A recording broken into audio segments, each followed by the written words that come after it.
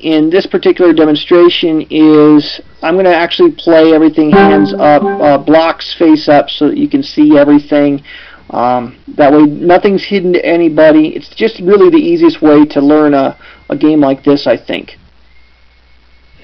So first of all, trust everybody's gotten synchronized. If you haven't, let me walk you through how to do it. Just load up the Vassal module, choose to look for Game Online. Server control panel will appear on the right hand side of your screen. You'll want to join the demo room. Right click on that folder that says demo, choose to join room. Once you're in that room, right click on my name, Joel, choose to synchronize, and please join tonight as observer. It'll just be easiest. What you see here is the game map. Let me just walk you through the game map and how it's all set up. First thing you'll notice is the turn track. Upper left-hand corner of the game, you'll see the turn track, and basically the campaign is divided into 7 weeks, each of which consist of an A and a B turn. During each Alpha and Bravo turn, both players will be given the opportunity to move and fight. So basically everybody is going to get 14 turns to accomplish their objectives. The turn marker is basically a block in the game. It can be flipped over to show which side has the initiative, whether it's the Ishida or the Tokugawa faction. In the game, the Tokugawa faction has the black blocks, and the Ishida faction has the gold blocks.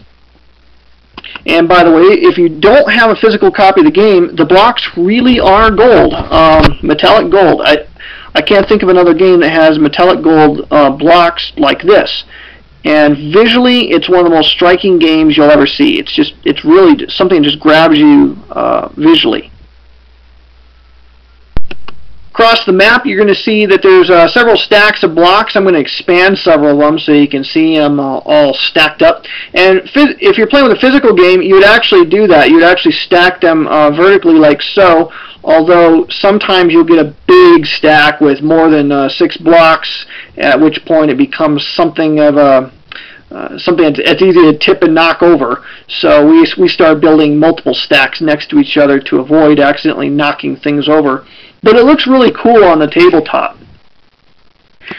Across the map, you have all these stacks of blocks. You also have, on the map surface, different locations. These are all cities, and the cities are either just an ordinary town, or they can be a castle, or they can be a resource center. So let me walk you through which ones are which. I'm going to use this little round circular piece, the Toyotomi Hideyori piece. I'm going to move this thing around to show you the different locations. This location here, Ayabe, is actually just a regular run-of-the-mill town. You can't fortify in it. If you're in this location and enemy blocks move in there, you're going to have to fight a regular field battle. City here of Miyazu is a castle, as denoted by this castle-shaped structure here, and you'll notice that the castle-shaped structure is black in color, which means that it is a castle under the control of the Tokugawa faction. And for those of you watching my video, I'm going to zoom in a little bit so this is easier to see. So Miyazu is a default Tokugawa-controlled castle. Over here, let me hide the blocks for a second, you'll see that the city of Osaka is actually got a castle symbol, but it's got a yellow border around it.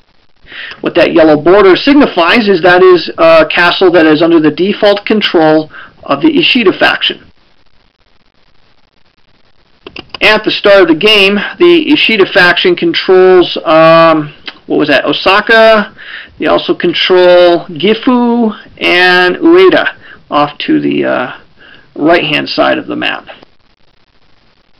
So they start with 3 castles under their control, and they remain under their control until the number of Tokugawa blocks in that particular location outnumber or are the only ones in that particular location. So if you had Tokugawa block in Ueda, the Tokugawa faction would then control that castle. But if they were ever to leave that castle, it would immediately go back under the control of the Ishida faction, because it's their default control.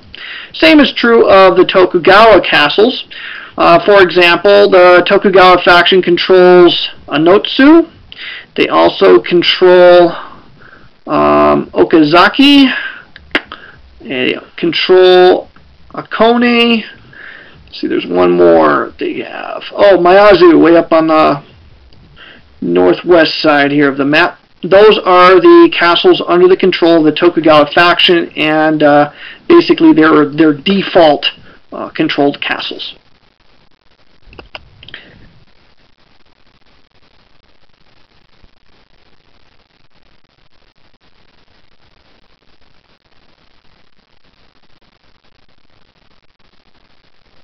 And zooming my map out a little bit here because I think I forgot the other. There's got to be another castle for Ishida here somewhere. There he is, Ayazu, or Aizu, or however you pronounce that.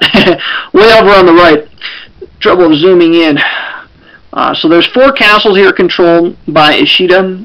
Let me summarize this again.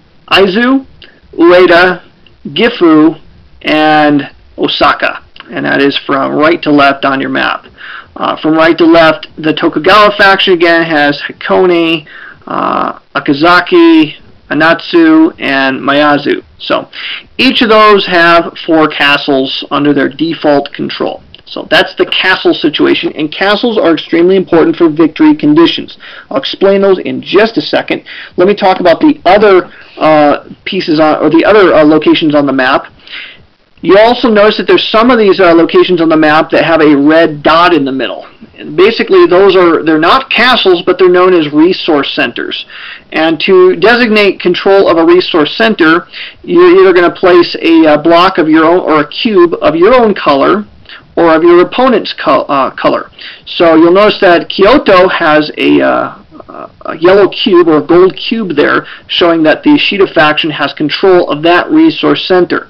Now, all the other resource centers that don't have cubes, basically they're neutral at the moment, but the moment the instant faction moves in there, they will seize control of that. So as soon as Tokugawa moves into Kuwana, you would then right-click on this and you could adjust the block control. At that point, once it's controlled by somebody, it will only shift to the other player's control. It never goes back to neutral.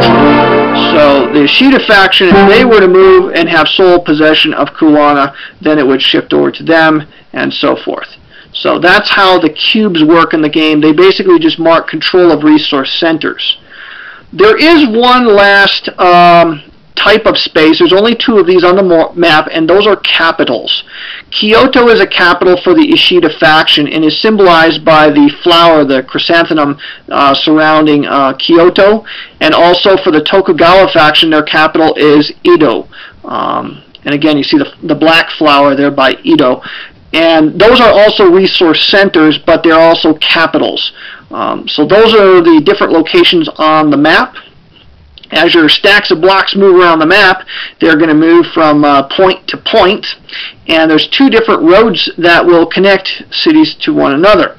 The thick roads, like for example between Edo and Oshi, that thick road there is known as a major road, and can actually, it's known as a highway, and it can actually speed up your movement. You can move further if you stick only to the highways.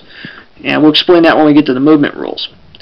Lastly, as it concerns the map, is the ordinary roads. You have the highways, which are the thick lines, and then you have just your basic run-of-the-mill road. That's the thinner lines. For example, the road here between Kyosu and Gifu, that's just a run-of-the-mill standard road. You don't get any movement bonuses for moving along those. So that's the map. Left-hand side of the map, there's something known as an impact track. That is used for battle. We'll explain that when we get to battles. There are recruitment boxes for each side.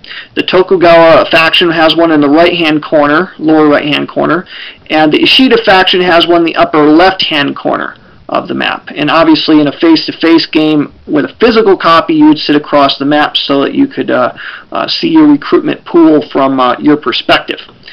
The Ishida faction has one other box. It's the Mori box, and so there's actually 5 blocks in here.